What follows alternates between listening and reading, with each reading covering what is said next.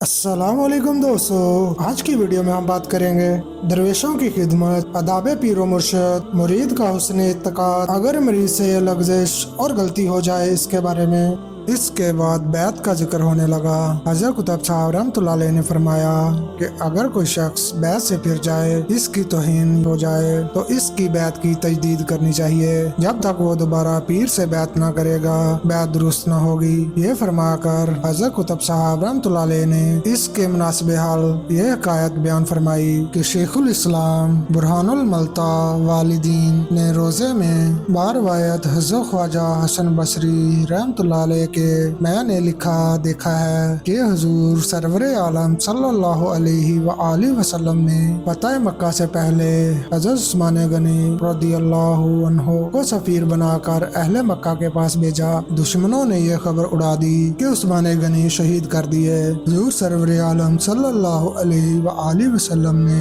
यह खबर सुनी तो सहाबा को तलब करके फरमाया, जाओ जदीद बैत करो ताकि हम सब मिलकर मक्का वालों पर चढ़ाई करें। इस वक्त आप एक दरख्त के मसनद से टेक लगाए बैठे थे। आपने साहबा इकराम से ताज़ा बैत ली। इस बैत को बैत रज़वान कहते हैं। साहबा इकराम में एक सहाबी का नाम इब्ने अकवा था। हाज़िर खिदमत अक़दस होकर असरनो बैत की। आपने फरमाया, तूने बैत की थी? अर्ज किया, या रसूलल्लाह सल्लल्लाहु अलैहि वसल्लम, क्योंकि मैं जा रहा हूँ इसलिए तजदीद बैत के लिए हाजिर हुआ हूँ। हज़रत कुतुब साहब रहमतुल्लाह अलैह ने फरमाया, इस रवायत में तजदीद बैत का सबूत मौजूद है। इस आजिज़ ने अर्ज किया कि अगर इस वक्त पीर मौजूद ना हो तो क्या किया जाए? फरमाया कि इसका कपड़ा ही आगे रख ले और बैत कर ले। और फरमाया, अजब नहीं, शेख मोइनुद्दीन चिश्ती रहमतुल्लाह अलैह भी इसी तरह बैत करते हूँ। इसी सबब से दवागो इसी तरह बैत करता है। मुरीद का हुस्न इत्तेकाद। इसके बाद मुरीदों के हुस्न इत्तेकाद का बयान शुरू हो गया। हज़रत कुतुब साहब रहमतुल्लाह अलैह ने फरमाया कि एक मर्तबा एक दरवेश इसी तोहमत की बना पर बगदाद में गिरफ्तार हो गया, कत्लगाह पर लाया गया। खलीफा का हुक्म था कि मुजरिम को किबला रू खड़ा करके गर्दन मारी जाए। जिस वक्त जल्लाद ने तलवार उठाई, फौरन इसकी नजर पीर की कब्र पर जा पड़ी। इस दरवेश ने फिलफौर किबला की तरफ पुश्त करके अपने पीर की कब्र की तरफ मुंह फेर लिया। जल्लाद ने पूछा कि तूने किबला की तरफ से मुंह क्यों फेरा? इसने जवाब दिया कि मैंने अपने किबला की तरफ से मुंह फेर लिया है, तू अपना काम कर, तुझे हुज्जत करने से क्या। गर्ज अभी ये बात हो ही रही थी कि हाकम का हुक्म आया कि इस मुलजम को फौरन रिहा कर दो। यह हकायत बयान फरमाकर हज़रत कुतुब साहब रहमतुल्लाह अलैह की आंखों में आंसू भर आए और फरमाया, देखो सच्चा कीदा ये चीज है कि इसकी बदौलत वो दरवेश कत्ल होने से बच गए। अदाबे पीरो मुर्शद। फिर फरमाया कि एक दफा हज़रत ख्वाजा मोइनुद्दीन चिश्ती रहमतुल्लाह अलैह अपने चारों यारों के साथ बैठे हुए थे, सलूक की तालीम दे रहे थे। जिस वक्त हज़रत ख्वाजा बुजुर्ग रहमतुल्लाह अलैह दानी तरफ बैठे फौरन खड़े हो जाते। हाजरीन मुतज्जब थे, किसी को दम मारने की मजाल न थी। आपने कई बार ऐसा ही किया। अलगरस जब सब लोग चले गए तो हजरत के खादमे खास ने अर्ज किया कि आप दानी तरफ देखकर क़याम क्यों फरमाते थे?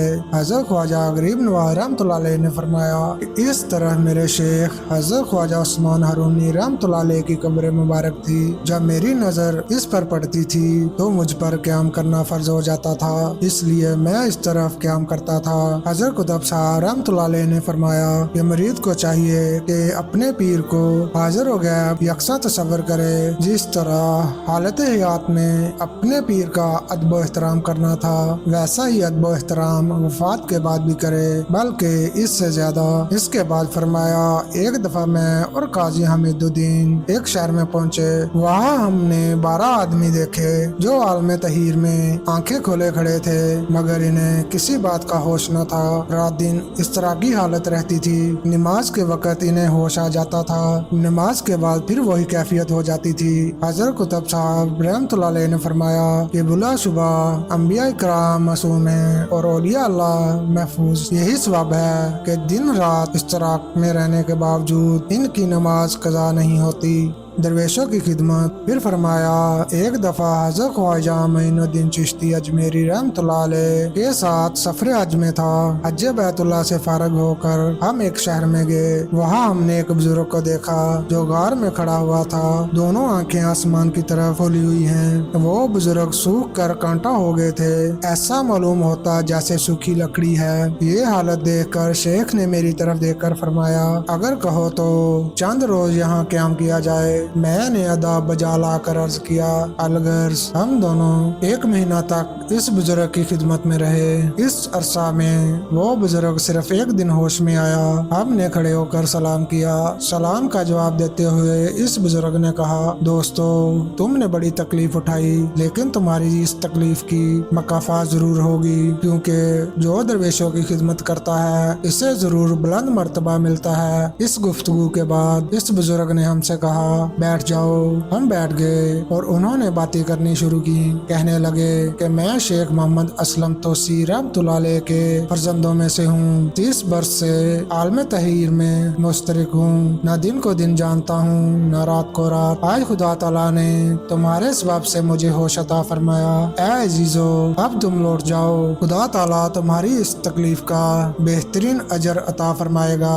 लेकिन एक बात इस दरवेश की याद रखना, चूँकि तुमने बसाते तरीकत पे कदम रखा है, दुनिया हो हवाए नफसानी की तरफ कभी ख्वाहिश न करना और खलकत से हमेशा अजलत, किनारा कशी और जो चीज तुम्हारे पास तोहफा है या मुयस्सर हो, इसे अपने पास न रखना, राह खुदा में दे देना और खुदा के सिवा गैर से मशगूल न होना।